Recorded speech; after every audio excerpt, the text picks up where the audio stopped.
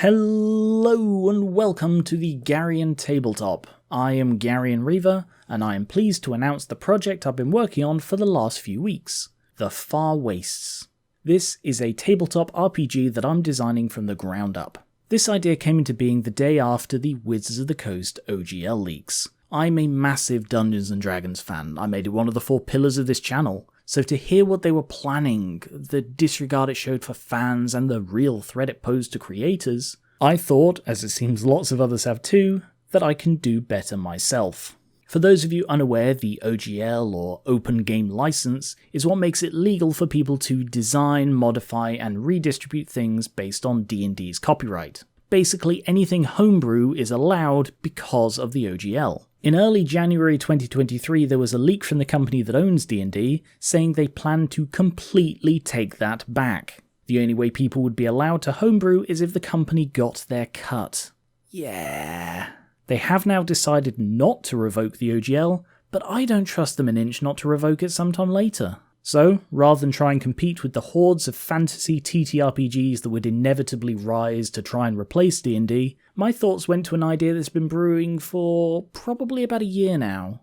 I'd been thinking about designing some sort of post-apocalyptic game, as it is my favourite genre. I love post-apocalyptic stuff. So, with some pre-existing ideas and a sudden strong motivation to move away from D&D, this was born. The name of this game was actually suggested by someone on the Garian Reaver Discord. Thank you, Colinium. In fact, a number of people on the Discord have been very helpful. I wouldn't have this much in just a few weeks if it wasn't for their input. So what do I have? This TTRPG is set after an apocalypse brought about as an inevitability. Massive countries and empires spanning whole continents competing for resources and stability. They even claimed the oceans, walling them off from each other and reserving exclusive right to them. Each of these mega countries search for their own ways to survive the strife and war that could erupt any day. Deep in the North Atlantic Ocean, owned by the United Empire of Great Britain, it said that they'd found a way to end the struggle in the UE's favour once and for all. Unwilling to risk the UE's bragging being, true, the Free States struck first. They had a rough idea where the underwater lab was, but just to be safe, they launched the largest nuclear weapon in the history of the planet.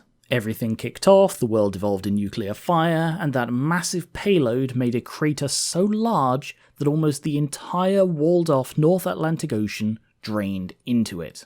Fast forward to the time of the game's setting, this expanse of drained ocean is now known as the Far Wastes. Crawling with the mutated sea life that lived there in centuries past, it is now one of the most dangerous, irradiated areas on the scarred world that remains. What was inside the lab was never discovered. Whether the lab is even still there, protected by the Thalassian monsters that call that land home, that's for the players to find out.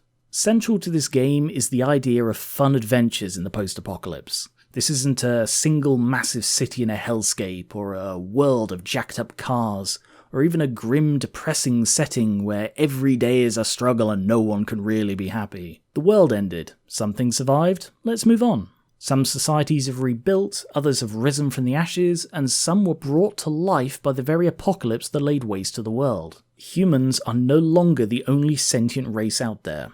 Androids, mutants, animals that underwent some sort of flash evolution in the radiation, and weirder things besides. It's not a perfect world, it's certainly not a peaceful world, but there's good left in it and fun to be had.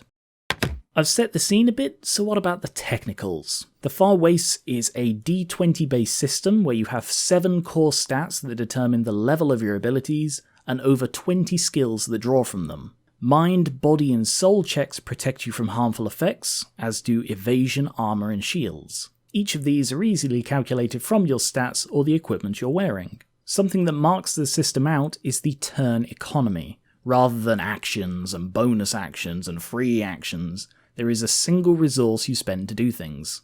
Movement. Say you have a movement speed of 22 meters. You can run 22 meters. Or you can spend 10 meters to fire a weapon and then move 12. Every action taken in combat costs movement, and this represents how your turn is only so long. You can spend time shooting or reloading your gun, but that's time you can't spend moving, or vice versa. Speaking of weapons, the system is still being fine-tuned, but I've done extensive research on a variety of guns to try and create a fun, balanced, but realistic system. Recoil, rate of fire, mag size, all of these will affect the damage output of the gun and how long it takes to reload.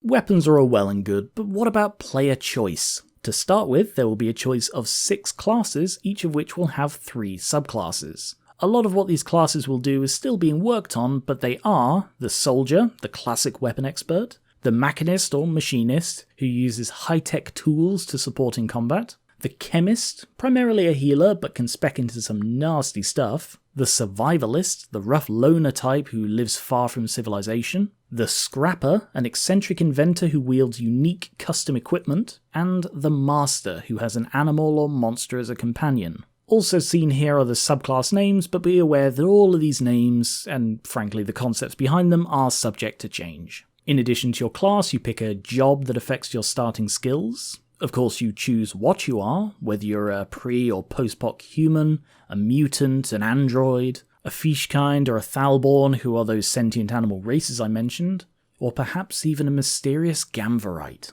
As you level up, you'll be able to boost your probably pitiful starting stats with a range of self-improvements. Willingly mutate yourself, install cybernetics, or just work damn hard to hone yourself physically and mentally. Gain interest and points in new skills, gain new abilities in your class, and find rare and mysterious technology and artifacts in the wasteland. There are all sorts of monsters and threats out there.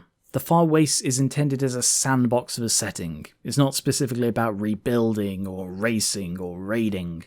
It's a wrecked world where everyone starts off low, but you can build yourself up to be incredible. Just you, your group, and your GM exploring the post-poc and making something of the world that's left. If you like the sound of anything I've talked about here, come and give us a hand. As I said, I'm working on this with the help of the great people over on the Gary and Reaver Discord, which is linked in the description. People present their ideas, we discuss them, I get feedback on what I have so far. A lot of the great ideas in this game have grown from discussions on the Discord. Come and have your say, or just drop in and show your support. I'll be doing periodic videos like this one, showcasing ideas and mechanics. I think we can make something really great here. I'd love to get your thoughts too on the Far Wastes. Thank you very much for watching, subscribe for more board games, card games, miniatures, and TTRPGs like this, and I will catch you later.